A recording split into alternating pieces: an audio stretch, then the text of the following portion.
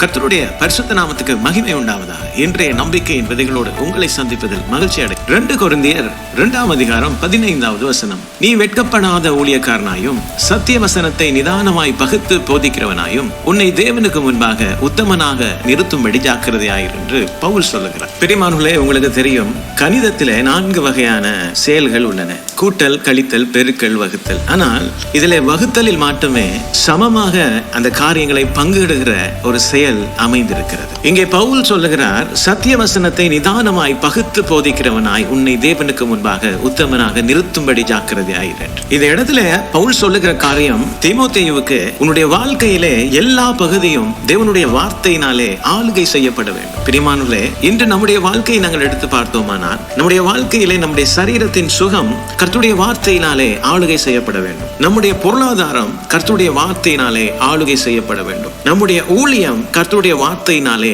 ஆளுகை செய்யப்பட வேண்டும். நம்முடைய உறவுகள் கர்த்தருடைய வார்த்தையினாலே ஆளுகை செய்யப்பட வேண்டும். நம்முடைய குணாதிசயங்கள் கர்த்தருடைய வார்த்தையினாலே ஆளுகை செய்யப்பட வேண்டும். நம்முடைய சாட்சி கர்த்தருடைய வசனத்துக்கு ஏற்ப அமைய வேண்டும். நம்முடைய நாவின் ஒவ்வொரு வார்த்தையும் கர்த்தருடைய வார்த்தைக்கேற்ப அமைய வேண்டும். ஆனால் பிரியமானவர்களே, இன்று நம்முடைய வாழ்க்கையை நாங்கள் எடுத்து பார்ப்போமானால், நம்முடைய பொருளாதாரத்துக்கு கொடுக்கிற கவனத்தை நாங்கள் சரீர சுகத்துக்கு நாங்கள் கொடுப்பதில்லை. சரீர சுகத்துக்கு கொடுக்கிற கனத்தை நாங்கள் கர்த்தருடைய ஊழியத்துக்கு நாங்கள் கொடுப்பதில்லை. நம்முடைய தேவைகளுக்கு இருக்கிற முக்கியத்துவத்தை நாங்கள் கர்த்தருடைய ஊழியத்துக்கு நாங்கள் கொடுப்பதில்லை.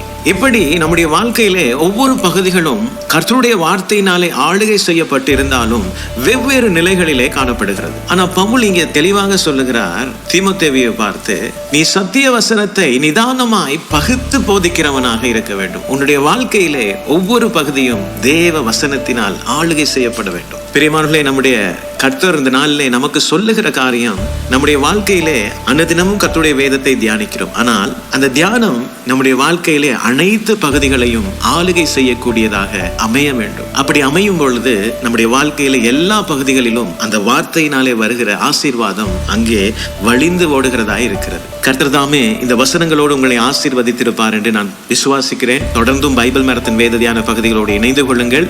இன்று ஒரு தீர்மானத்துக்கு வாருங்கள். உங்களுடைய வாழ்க்கையிலே ஒவ்வொரு பகுதியையும் கர்த்தருடைய வார்த்தை ஆளுகை செய்யட்டும். அதற்கு ஒப்புக் கொடுங்கள். உங்களுடைய வாழ்க்கை வளமாக மாறும்.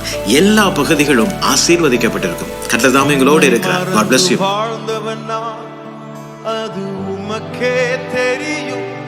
உம்மை மறுதலித்தவன் நான், இதை உலகே அறி.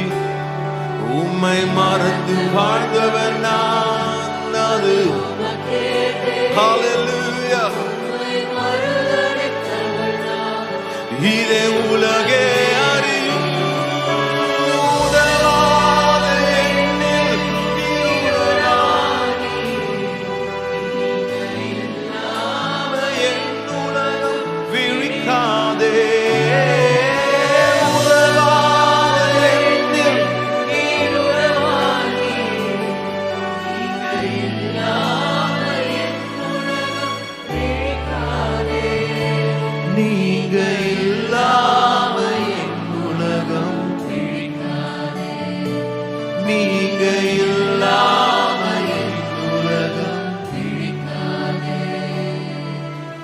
தேவகுமாரா, தேவகுமாரா,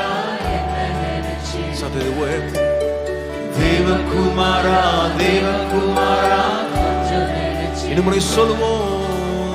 தேவகுமாரா, தேவகுமாரா, என்ன நினைச்சீங்க? தேவகுமாரா, தேவகுமாரா, நீங்க நினைச்சா ஆசீர்வாதம் தான்.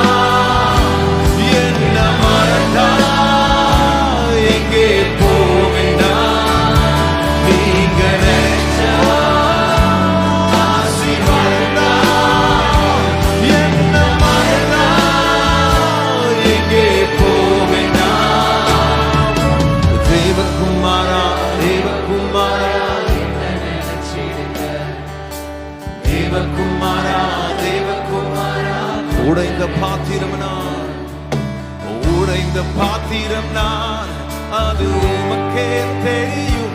தேவன் பயன்படுத்துகிறீர் இது. Hallelujah. பாத்திரம் நான் அது